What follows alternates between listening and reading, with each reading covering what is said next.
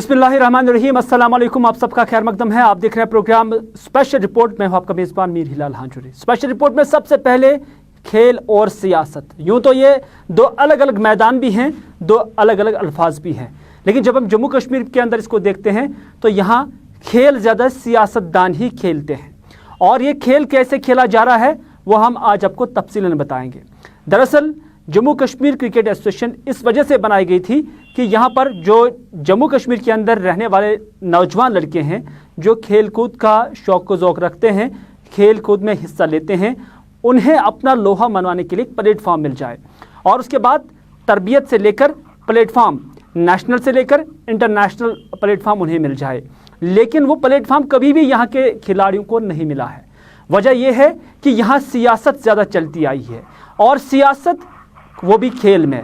और सियासी खिलाड़ी ये खेल बड़ी तेज़ी से और शातिराना तरीके से खेल रहे हैं, क्योंकि आज तक हमने देखा कि इस जम्मू कश्मीर क्रिकेट एसोसिएशन के लिए जो सदर हुआ करते थे वो नेशनल कॉन्फ्रेंस के डॉक्टर फारूक अब्दुल्ला थे। नेशनल कॉन्फ्रेंस का दौर चला गया तो पीडीपी का दौर आ गया, और पीडीपी के दौर में इस क्रिकेट एसोसिएशन का प्रेसिडेंट जो इफ्तिखार हुसैन अंसारी के फर्जन इमरान अंसारी हैं उन्हें बनाया गया। और जब आज गवर्नर राज है और दिल्ली से भारतीय जनता पार्टी इस स्टेट को भी, जम्मू कश्मीर यूटी को भी अब रूल कर रहे हैं, तो अब बीजेपी भी कहाँ पीछे रहती। अब बीजेपी ने भी इसमें अपने पैर पसा दिए हैं। यानी हर दौर में जिस पार्टी का पलटा बारी रहता था, अपनी हिसाब से अपनी बारी पे अपनी पार्टी यहाँ पर पैर पसा रही थी और इस क्रिकेट एसोसिएशन में अपने खिलाड़ी भेज रहे हैं। लेकिन मुसीबत यह है और सितम ज़रीफ़ी ये है कि यहाँ खिलाड़ी इसको तर्जमानी करने के लिए कभी नहीं आए हैं। और ये खिलाड़ी क्यों नहीं आ रहे हैं, इस पर बात करने के लिए मेरे साथ है आज मेरे सीनियर साथी सईद रूफ फारूकी। रूफ, आपका खैर मकदम है। आपसे जानना चाहेंगे कि क्रिकेट एसोसिएशन के अंदर अब 3 बड़े खिलाड़ी आ गए हैं। यूँ तो ये सियासी खिलाड़ी हैं, जिसमें ब्रिगेडियर अनिल गुप्ता, जिसका असली ताल्लुक फ़ौज के साथ है, सियासत में आ गए, और सियासत में आने के साथ साथ अब उन्होंने क्रिकेट एसोसिएशन में भी कदम रखा, मेंबर बन गए हैं। सुनील सेठी जो कि एडवोकेट है पेशे से, बीजेपी के स्पोक्स पर्सन हैं, आप इसमें आ गए हैं। और उनके साथ साथ जो मिथुन मन्हास है, हालांकि वो क्रिकेटर रहे हैं, किसी हद तक उनका ताल्लुक जो है स्पोर्ट्स के साथ है, लेकिन अब वो भी इसके मेंबर बने हैं। तो हर दौर में हमने देखा यहाँ ज़्यादा सियासत का खेल खेला गया है। आप क्या कुछ कहना चाहेंगे? क्या आपको लग रहा है कि अब यहाँ के जो खिलाड़ी है, यहाँ के जो नौजवान हैं, उनका मुस्तकबिल जो खेल के साथ वाबस्ता है वो संवर सकता है या बिगड़ सकता है? बिल्कुल हिलाल, देखिए क्रिकेट एसोसिएशन जो बनाई गई है, मकसद यह है कि यहाँ के नौजवानों को जो क्रिकेट के शौकीन हैं उनका टैलेंट उभारने के लिए इस एसोसिएशन को काम करना है, और जिम्मेदारी इनकी है। और हम देखते आए, अगर हम माजीज की बात करें, हम देखते आए कि जो रोल निभाना चाहिए था क्रिकेट एसोसिएशन को या वहाँ के जिम्मेदारों को, वो रोल अभी तक नहीं निभाया गया। उसमें हम कह सकते हैं कि वो माइनस के बराबर है, क्योंकि हमने अभी ऐसा कोई प्लेयर यहाँ से जम्मू कश्मीर से नहीं ऐसा प्लेयर कोई बड़ा तैयार किया है जिसको हमने इंटरनेशनल लेवल पर भेजा है। अगरचे 1-2 प्लेयर्स को वहां पे थोड़ा बहुत मौका मिला है, जैसे परवेज रसूल या बाकी खिलाड़ियों की बात करें, थोड़ा बहुत मौका, मगर बड़ा प्लेयर हमने यहां से कोई तैयार नहीं किया है। ये रोल बनता था एसोसिएशन का। अब जब फारूक अब्दुल्ला साहब इसके प्रेसिडेंट थे, तो और फिर क्या आप लोग समझते हैं यही है कि जब यहां से हम बड़े खिलाड़ी यहां पर नहीं भेज पाए हैं, एक ऐसा प्रोडक्शन हम नहीं दे पाई हैं खेल के मैदान में, तो उसका यही नतीजा है कि सियासी खिलाड़ी इसमें आ गए। असली जो क्रिकेट के शौकीन थे, क्रिकेट जानने वाले, कोच से हैं, रणजी खेलने वाले हैं, उनको पसपुश डाला गया है। अदरवाइज आज की डेट में भी ऐसे कई नाम हैं जो क्रिकेट जानते हैं, खेल कूद जानते हैं, स्पोर्ट्स का अच्छा खासा इल्म है, जम्मू कश्मीर से बाहर निकलकर नेशनल और इंटरनेशनल लेवल पर भी अलग अलग सतहों पर उन्होंने खेला है। उनको मौका नहीं दिया जा रहा है, बल्कि सियासी पंडितों को, सियासी खिलाड़ियों को यहाँ पर भेजा जा रहा है। देखिए हिलाल, मैं वही बात कर रहा था, जब नेशनल कॉन्फ्रेंस की सरकार थी तो जो क्रिकेट एसोसिएशन के प्रेसिडेंट फारूक अब्दुल्ला साहब बने, फिर कोई बड़े मामला जिसमें करप्शन का मामला भी है और मामला जो है काफ़ी गड़बड़ाहट, उसमें एफआईआर भी दर्ज हुआ। उसके बाद जब पीडीपी की सरकार आई तो उस वक्त के जो स्पोर्ट्स मिनिस्टर थे इमरान रजा अंसारी, उनको इसका अध्यक्ष बना दिया, सदर बना दिएगा, और बाकी जो वर्किंग बॉडीज थी वो उसी को मुंतखब करने की प्रेसिडेंट है। और फिर इस पर बीजेपी ने कहीं ना कहीं शोर शराबा खड़ा किया। बीजेपी ने कहा कि अकाउंटेबिलिटी नहीं है, इन सारे मामला को देखा नहीं गया गया, एक्सपर्ट्स को सामने लाने की जरूरत है। और आज जब फैसला आया तो वो बीजेपी के जो लीडर उसमें शामिल है। मैं हिलाल आपको थोड़ा बहुत पीछे ले जाऊं इस मामले में, क्योंकि ये मामला काफी जब गर्मा गया था, फिर ये मामला जो है सीधे ऑनरेबल हाई कोर्ट के पास चला गया था। ऑनरेबल हाई कोर्ट ने सीधे डायरेक्शंस जो है वो बीसीसीआई को दिए कि वो इसकी देखभाल खुद करेगा, देखरेख खुद करेगा और अपने तर्ज अमल पर वहां की जो मुंतखब अब टीम बनानी है क्रिकेट एसोसिएशन के लिए उनको करेगा। तो ये अभी तक जो बीसीसीआई के अंडर सारा सब कुछ चल रहा था वही काम चल। अब बीसीसीआई ने जो फैसला लिया है वो कहीं ना कहीं एक सरप्राइजिंग फैसला सामने आया, क्योंकि बीसीसीआई ने जिन लोगों को मुंतखब किया है ये पॉलिटिशियंस हैं, जिनमें अगरचे मिथुन मन्हास जो है वो नेशनल क्रिकेटर रह चुके हैं, उन्होंने रणजी ट्रॉफी खेली है, मगर जो बाकी दो लोग हैं ब्रिगेडियर अनिल गुप्ता या जो सुनील जो है शर्मा है, अगर इनके बारे में कहा जाए तो इनको ABCD पता भी नहीं है क्रिकेट की। क्या यही लोग क्रिकेट एसोसिएशन चलाएंगे? यही लोग यहाँ के टैलेंट को उभारने के लिए काम करेंगे? और वो बीजेपी ये भी कहते हैं, जो खेलकूद को जानते हैं, क्रिकेट को जानते हैं, एक्सपर्ट्स हैं, उनका ये मानना है कि इस तरह के खिलाड़ी जिन्हें आज लाया गया है इस एसोसिएशन के अंदर, ये दरअसल पार्टी के अंदर इनको जब कोई ओहदा नहीं मिलता था हुकूमतों के अंदर, तो उसके बाद ये पार्टियों के अंदर भी बोझ बन गए थे। तो अब उन्हें यहाँ तनख्वाह दी जा रही है और उन्हें अकोमोडेट किया जा रहा है, ठीक उस तरह जिस तरह इससे पहले भी हुआ करता था। वरना ये वही बीजेपी थी जो इससे पहले जम्मू कश्मीर क्रिकेट एसोसिएशन को साफ सुथरा रखने की बात कर रहे थे, सियासत से मुबर्रा और पाक रखने की बात कर रहे थे, लेकिन आज खुद ही इस सियासत में भी हाथ डाल लिया। बिल्कुल, देखिए यही बीजेपी है जिन्होंने काफी टाइम शोर शराबा किया कि आपको क्रिकेट एसोसिएशन चलानी है, एक बड़ा इदारा है, यहाँ के नौजवानों के मुस्तकबिल के साथ ये जो इदारा जुड़ा हुआ है, तो वहां पे सियासत को बाहर रखा जाए, सियासत के लोगों को इसमें इन्वॉल्व नहीं किया। बार बार बीजेपी ने यह दावा किया और बड़े से लेकर छोटे लीडर यही बात कर रहा था। और यहाँ अगर हम बात करें फिलहाल जम्मू कश्मीर में आपके पास ऐसे भी खिलाड़ी है जो फॉर्मर खिलाड़ी रह चुके हैं, जिन्होंने नेशनल लेवल तक खेला है, जिन्होंने रणजी ट्रॉफी खेली है, वो इस मेंबर इस एसोसिएशन के बन सकते थे, वो इस एसोसिएशन को चला सकते थे। उनका नाम अगरचे तजवीज़ में भी लाया गया था, उनके नाम पे जो है गौर भी किया गया था। फिर आखिर में ये फैसला है कि नहीं, ये एक बार फिर रिवायत को दोहराया जाएगा और फिर एक बार ये सियासतदानों को ही ये एसोसिएशन दी जाएगी, ताकि ये जो एसोसिएशन है ये कोई तरक्की ना करे, यहाँ से नौजवानों को कोई फायदा न मिले, क्योंकि ये एक अखाड़ा बन चुकी है, सियासत का अखाड़ा बन चुकी है। अगर अखाड़ा बन चुका है रूप, बहुत बहुत शुक्रिया रूप आपका, बल्कि ये एक रिहैबिलिटेशन सेंटर बन चुका है। अब हर कोई सियासी जमात अपने अपने खिलाड़ियों को यहां पर रिहैबिलिटेट कर रही हैं। इस तरह से एक रिहैबिलिटेशन सेंटर बन गया है। जेके क्रिकेट एसोसिएशन का नाम भले ही इसका है, लेकिन rehabilitation centre for political players के लिए हम ये कह सकते हैं जम्मू कश्मीर के अंदर ये बन चुका है, क्योंकि ये अब ऐसा पिच है जिस पर आम जम्मू कश्मीर के खिलाड़ी नहीं, जो हुनर रखते हैं, जो फन रखते हैं, जो टैलेंट रखते हैं, उन्हें तो जगह कम, बल्कि यहाँ पर इस पिच पे जम्मू कश्मीर क्रिकेट एसोसिएशन के पिच पे अब सियासी जमातें अपने अपने खिलाड़ियों को उतार रहे हैं। नाज़रीन, आज हम आपको हांजुरा वाटर सप्लाई स्कीम का जिक्र कराएंगे और ये विजुअल्स आप देख रहे हैं। ये वाटर रिजर्वायर यहाँ पे बना हुआ है और उसके साथ साथ जो फिल्ट्रेशन प्लांट है उस पर भी काम जारी है, उसका टेंडर भी निकला हुआ है। लेकिन साल 2014 से लेकर 15 के अवलीन हफ्तों में ही इस पर काम शुरू हुआ। आज 6 से 7 साल हो गए, लेकिन अभी तक यह प्रोजेक्ट तशमीह तकमील है। 3.25 करोड़ रुपए का यह प्रोजेक्ट तकरीबन है, लेकिन अभी तक भी इसका काम मुकम्मल नहीं हो पाया है।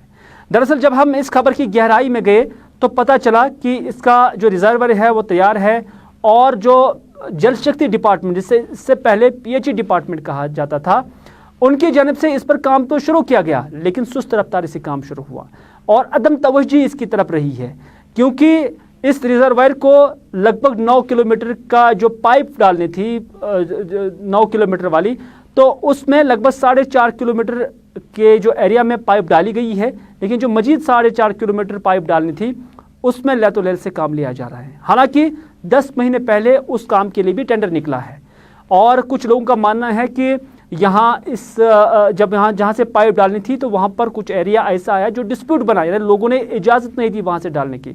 लेकिन 10 महीने से जल शक्ति डिपार्टमेंट ने इस मामले को सॉर्ट आउट नहीं किया, ना ही एडमिनिस्ट्रेशन के साथ, सिविल एडमिनिस्ट्रेशन के साथ उठाया और ना ही मकामी लोगों के साथ उठाया।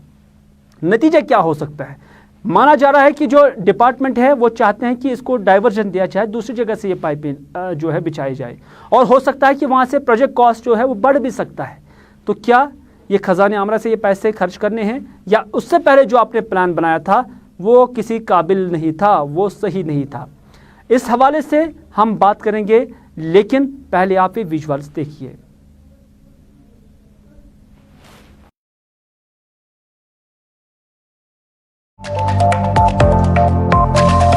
चले नाज़रीन, हमने आपको दिखाया कि किस तरह से ये प्रोजेक्ट बना है। लगभग 3.25 करोड़ रुपए इस पे खर्च जो है आ रहे हैं, लेकिन अभी तक जो लगभग 5 किलोमीटर की पाइप है वो अभी तक यहाँ नहीं डाली गई है। मुतल्लिका हुकाम के साथ भी हमने बात की है और इस वक्त भी हम मुतल्लिका हुकाम के साथ बात कर रहे हैं।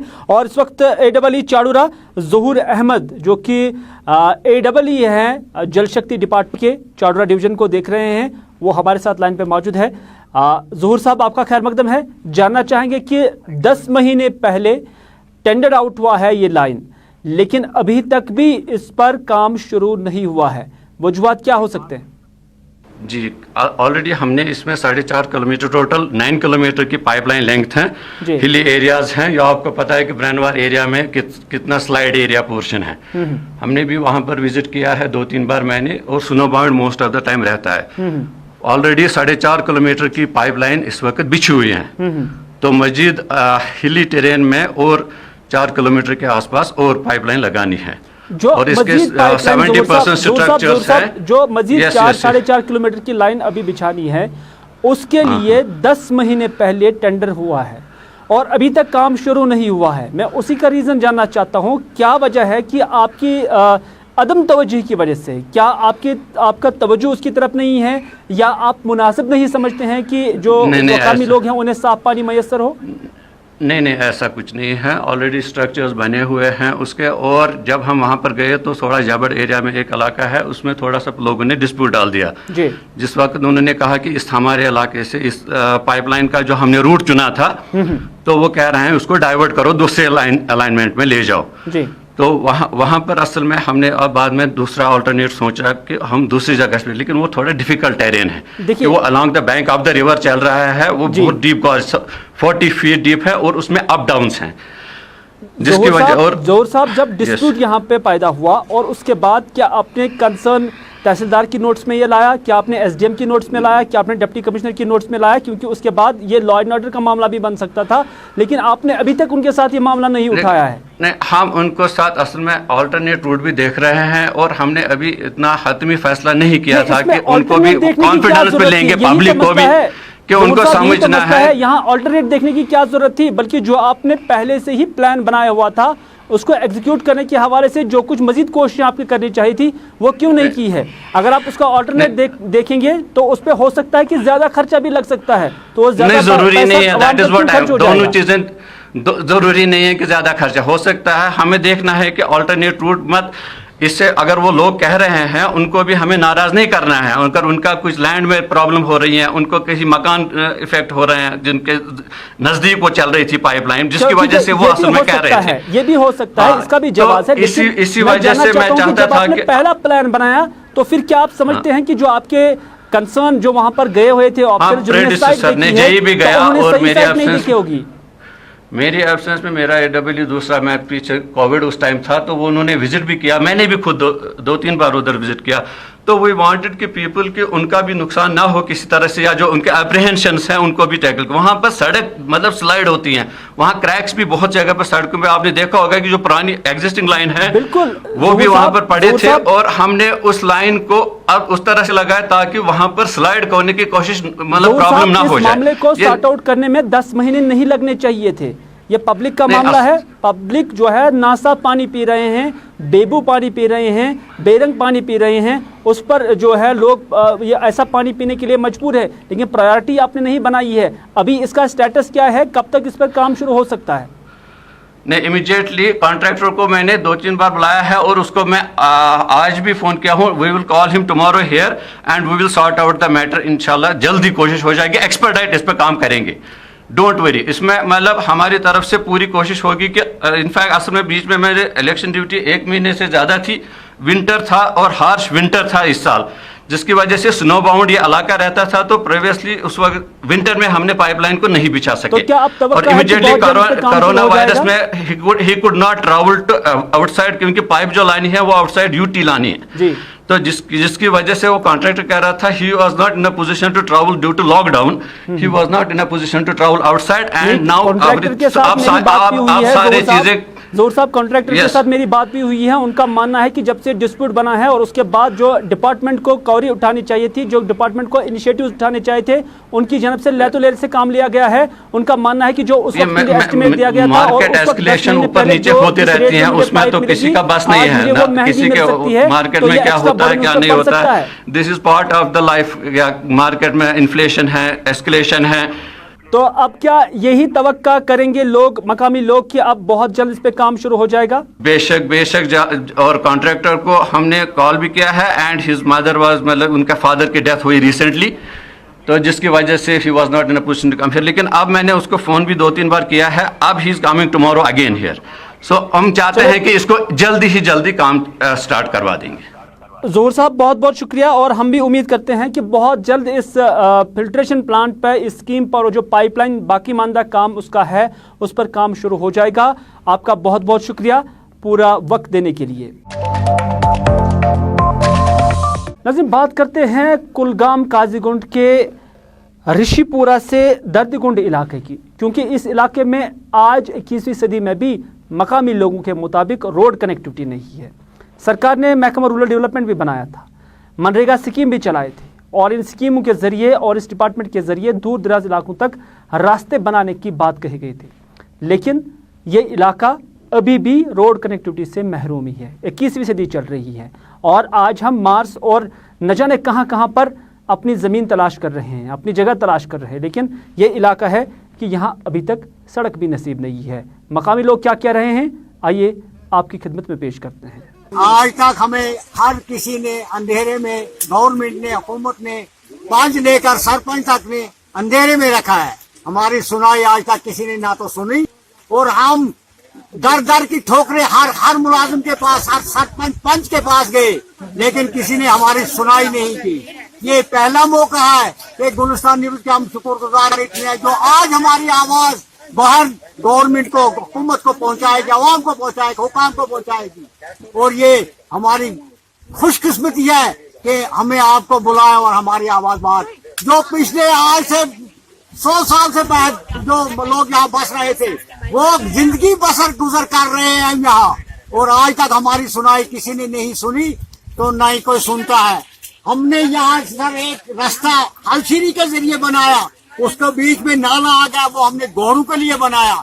उसके लिए हमने 2 पाइपें चाहिए थी, वो हमें कोई नहीं देता है, ना कोई हमारी सुनाई करता है। सरपंचों के पास भी गए, पंचों के पास भी गए, ब्लॉकों पे भी गए, लेकिन हमारी सुनाई किसी ने नहीं की। इधर मतीबाग कुलगाम के मकामी लोगों ने भी आज शिकायत की है कि इलाके में जो बिजली की तरसीली लाइनें हैं वो काफ़ी खस्ता हो चुकी हैं। यानी इलाके में किसी भी वक्त कोई बड़ा हादसा हो सकता है और उस हादसे में किसी की जान भी चली जा सकती है, क्योंकि पिछले कुछ दिनों से हम देख रहे हैं कि कई एक इलाकों में इस तरह के वाक़ात पेश आए हैं कि तरसीली लाइनें गिर जाने से फिर लोग वहाँ पर जो है मौत का शिकार भी बन गए हैं, एक्सीडेंट्स हुए हैं। तो इस तरह से उन चीज़ों का, उन वाक़ात से खौफ खाने के बाद जो मतीबुग कुलगाम के लोग हैं उन्होंने भी अब आला हुकाम से अपील की है कि बराए मेहरबानी यहाँ इलाके में तरसीली लाइनों को बदला जाए और नई तरसीली लाइनें यहाँ बिछाई जाए, ताकि इलाके में कोई बड़ा वाक़ा या हादसा पेश ना आ सके। मूजूब आज पीसफुल प्रोटेस्ट, चूँकि आज रोज सोशल मीडिया पर वुचान कह हादसु कुछ कुछ गमुत, तम हादसुक यह मसल कि पोल या तार यह स्ट्रांग कह बस जन ST ज्यादातर गामों मजी तुम वो रात कि शुरात कनपुरस मज तम सिन नौजवान बच्चे यम सुन मौत वाक़ा गो, तो असनास मज कोर आज सुबह पे यंगस्टरों को मशवूर अनो मीडिया, ताकि मीडिया ब्रोह थो यह कत ताकि हयासाती तुम तान वात कत तुम हेन अत पे बह दिम चैलेंज कि ये इलीगल कनेक्शन चलान PDS, अगर मैं कह नफर दी इलीगल कनेक्शन ये मतलब प्रूव कर कि बह वन तम सा कहीं जरूरत। तुम वो सर पाने कि यह तार कह खस्त तुम करो पाने सर्वे, अगर तुम करो शूट ती कह तार खराब कि आपूस वन कह बिल्कुल कुन तार खड़ित अम मूजूब कि पोल कह तो अस पे आज सुबह चातस बच सुंद सोशल मीडिया पे वीडियो वुच तो अस गो जबरदस्त मतलब दिल गो रंजीद वारिया ज्यादा तो अस पे तो इनवाइट कर अम मूजूब कि करो जो अथॉरिटी से DC कुलगाम या डिवीजन कुलगाम पेवान एक्जन PD तमन तान अमि चलने वसादती कत यसान वातन कि आइंद खतर गोस कुन गामस में हादसे गसन कह इसलिए सन तुमन पुरखलूस अर्ज गुजारिश आला हुकामन हाई अथॉरिटी से यह गुजारिश कि ताकि ऐसा आगे ना हो जाए सोन बच्चे गसन सेफ रोज।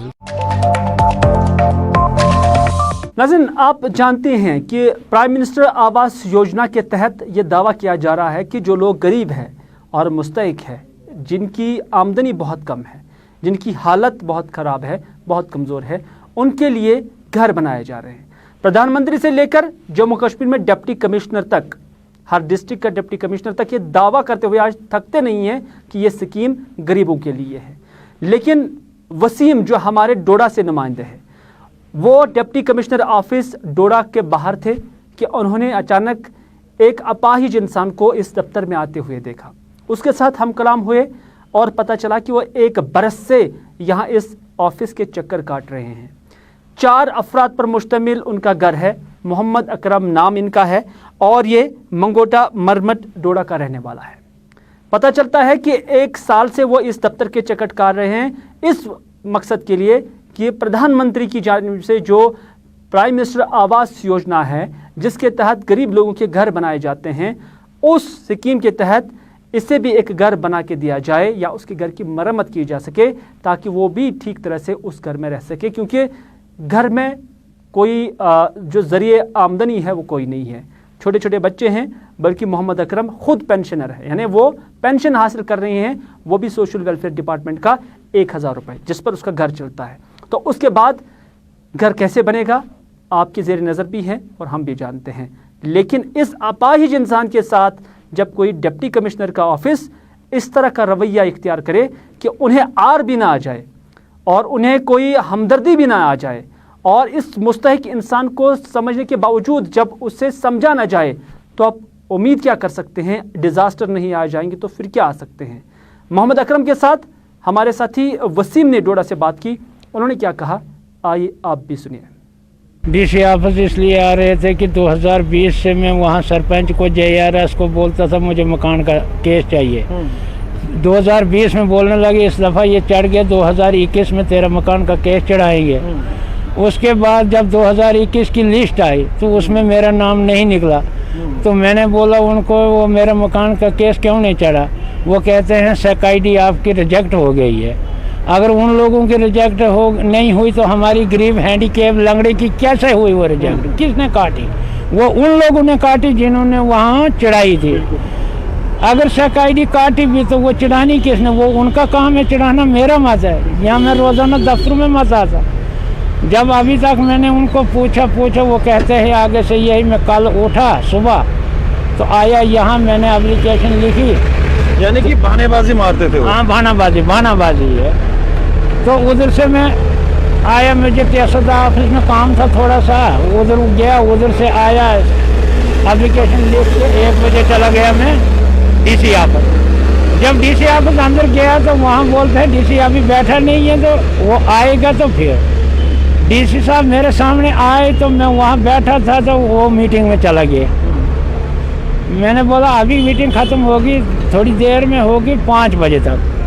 जब 5 बजे भी मीटिंग ख़त्म नहीं हुई, मैं उठा निकल रहा बाहर। रात को होटल में रहा, मैंने 500 रुपये होटल का दिया, खाना का भी तो बिस्तर का भी तो रात को उधर रहा। ऐसे काम काज क्या करते हैं आप? कुछ नहीं है, मुझे 1000 रुपये पेंशन मिलती है, मुझे वही काम है और क्या। ये लड़का कुछ कमाता है, देता तो खाते हैं। फैमिली में कितने लोग हो आप? 4। कमाने वाले कितने लोग हैं? बस यही है। अच्छा, यही है। उसके बाद क्या होता है जब DC ऑफिस में आप जाते हैं? किसी ने आपको पूछा नहीं? ना DC ऑफिस में जब गए हम तो कि एक चपरासी आया को उसने बोला वहाँ बैठो। बस मैं जैसे यहाँ बैठा हूँ वहाँ से बैठा रहा तो वो देखते रहे, मुझे नहीं किसी ने पूछा कि तू क्यों आया। यहाँ एडिशनल DC के पास लेंगे तुझे, यहाँ कहीं लेंगे, कोई बात नहीं की। 5 बजे मैं उठा, वहाँ से निकल आया। नाज़रीन, कश्मीर केयर एक ग्रुप है जिसकी जानब से ये कोशिश की जा रही है कि इस कोविड पैंडेमिक के दौरान न सिर्फ अवाम में बेदारी पैदा की जाए, बल्कि जो कोविड से रिलेटेड मास्क है, ग्लव्स है, सैनिटाइजर्स है या और भी चीज़ें, कॉन्सनट्रेटर्स है, वो लोगों तक पहुंचाया जाए।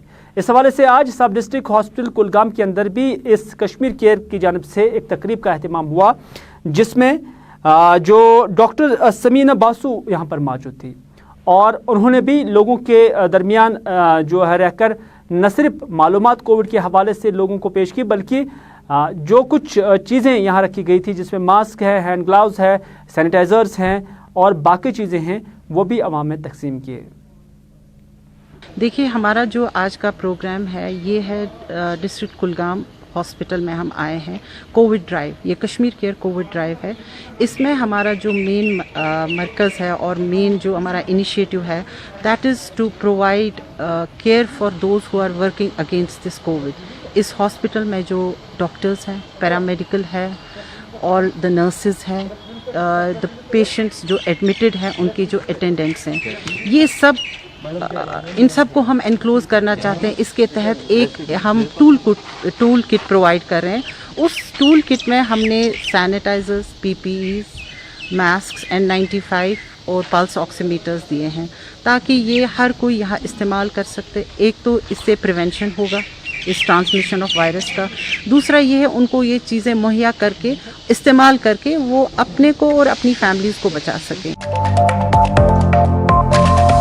तो नाज़रीन, ये था आज का स्पेशल रिपोर्ट। इसी के साथ दीजिए अपने मेज़बान मीर हिलाल हांजुरी को आज का ये प्रोग्राम यहीं पर इख्तिताम करने की इजाज़त, इस वादे के साथ कि अगर ज़िंदगी रही तो आपसे फिर होगी मुलाकात। तब तक के लिए खुदा हाफिज़।